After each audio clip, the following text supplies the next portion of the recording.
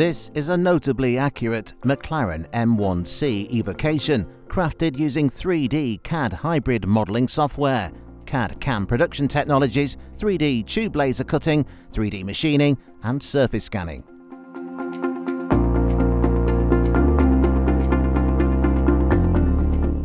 Developed and co-driven by Steve Hart of stevehartracing.com, it has wins against Ford GT40 and Lola T70 opposition.